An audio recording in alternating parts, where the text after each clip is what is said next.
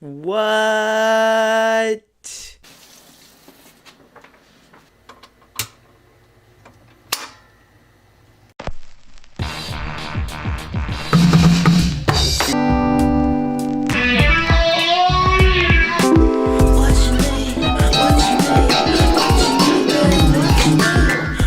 Foster the People, Sacred Hearts Club. So if you didn't know, Foster the People is a pop slash rock slash band slash that came out with the hit song Pumped Up Kicks, which is a great tune, and that came off their first album Torches, which had just a butt ton of good songs on that record. Then Supermodel released, and people just thought meh.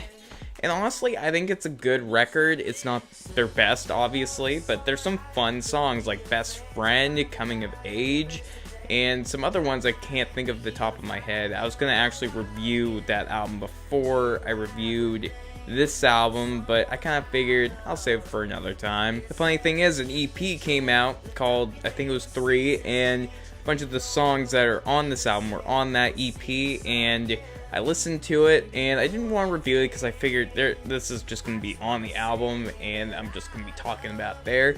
And yeah, it basically gave you what the album's going to be, so yeah. The album starts off with Pay the Man, and right off the back, this is definitely like a typical Foster the People song, but you know, it's more redefined. It's like now, how music is now.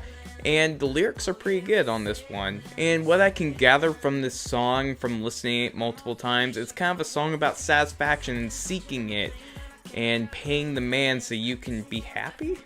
That's what I'm getting. But it has some really catchy lines in there, and I love the production on this song. It's pretty good. Then you got the track Doing It for the Money, and it's not a bad track. It's just not, it's kind of one of those meh tracks on this album.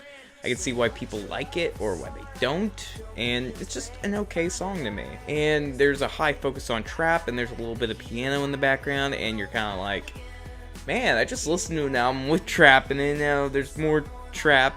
Let the trap! But yeah, the lyrics don't do it for me on this. It's kind of, it's just meh. The next track on this album is Sit Next to Me, and it's decent. It's kind of a love song. It's kind of like, hey, come sit next to me, maybe we can have a relationship of some sort kind of song, and it works for the most part. Carrying those nice dance vibes and synths that swell. And the lyrical play is okay too. Then you got SHC, which is Sacred Hearts Club.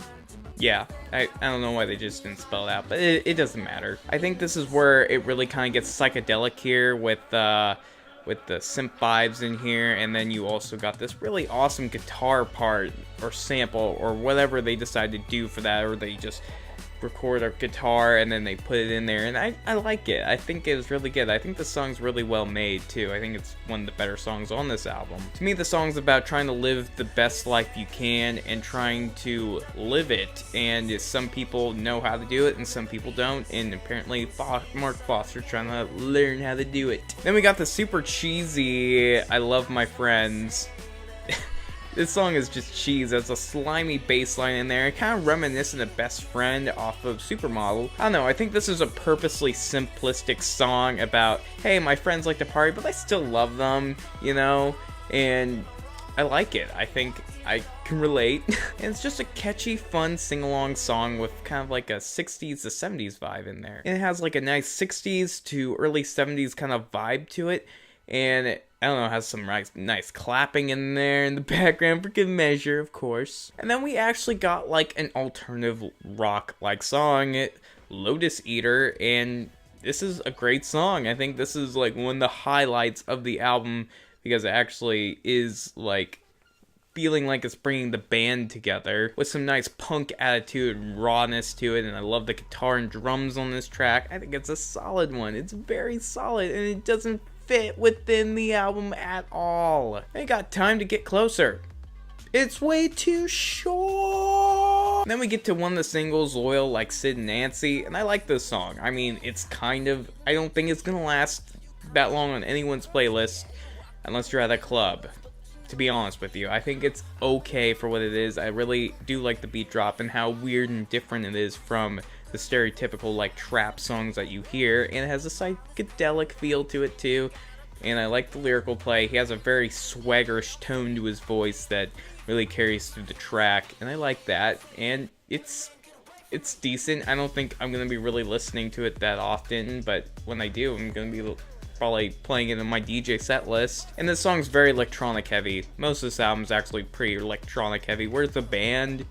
Where are they? It's just Mark Foster mostly, it feels like, but maybe they're doing other things. I wonder what. Then you got Harden Paint, which sounds like a hot mess of a song. Has like dream pop elements, trap, and just electronic vibes and psychedelic.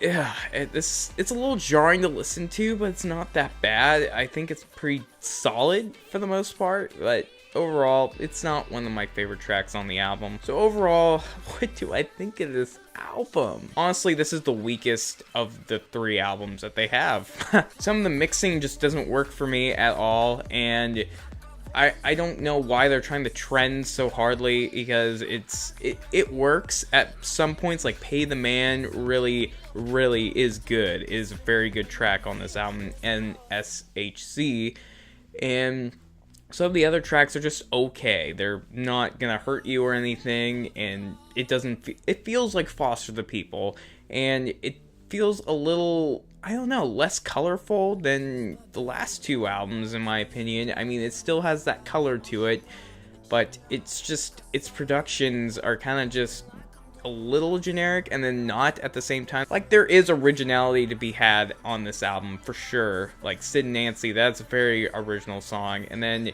I almost forgot to mention Static Space Lover, and this is actually a decent song.